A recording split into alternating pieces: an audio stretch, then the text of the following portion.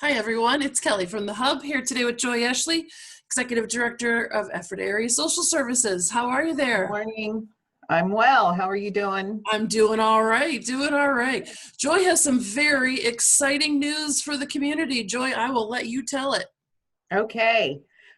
We were very honored to receive a $20,000 grant from the Donald um, Stabler Foundation. I'm sorry, I don't have his name in front of me, so that it's a long name and I don't have it in front of me, but basically it's the Stabler Foundation.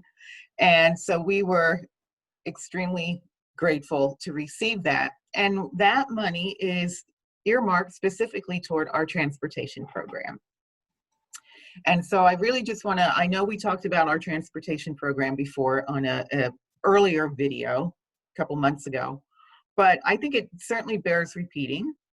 So that's kind of what I want to talk about today. That's awesome.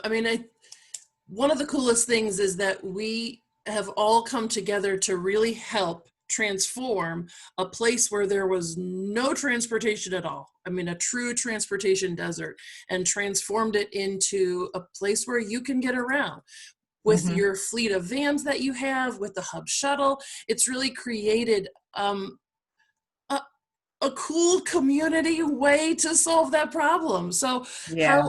how are you, what are you thinking about in terms of how you want to use that money to help out and boost the whole program?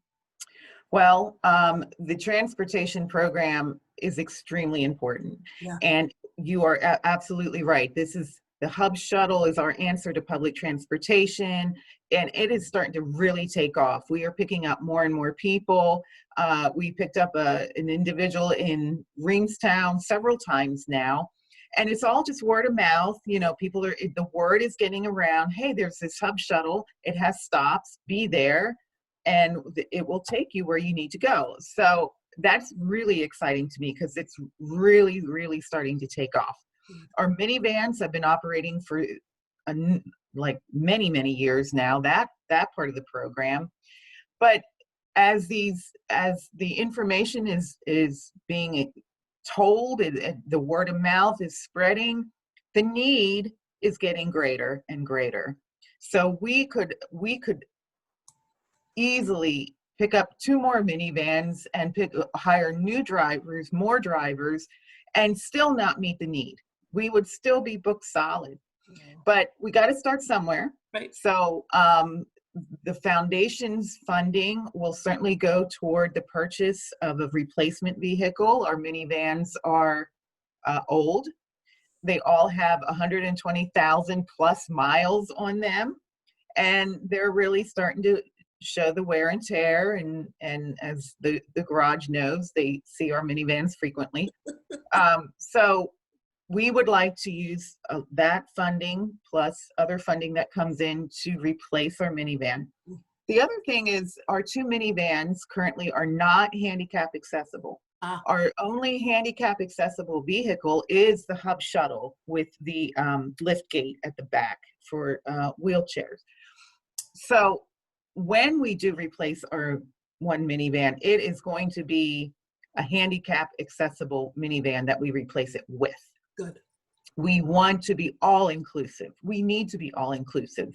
People need the ability to be mobile, and we need to get them to where they need to go, whether they can walk, skip, run, jump, or they're in a chair and they wheel. So that's our mission, and that's our goal, and that's what we're going to do. Awesome. So yeah, the transportation program, just to let everybody know, we are back running at full capacity. Please, if you need a ride to your doctor appointment, as soon as you know that doctor appointment's time and date, give us a call to reserve your time. We're booking out 5 days or more ahead of time. So it's really important that you call us right away so you can get onto the schedule. It's just very, very busy. COVID still exists. It's still very much a reality in our lives. So just a reminder, everybody that hops on our Hub shuttle or goes into our minivans, that you must have a mask. And in the minivans, you will sit in the back passenger seat. And unfortunately, our drivers aren't going to necessarily be able to help individuals in and out of the minivans. So only because we need to keep that social distancing and avoid touching and everything like that. We do disinfect those minivans after each ride. Everything gets wiped down, cleaned.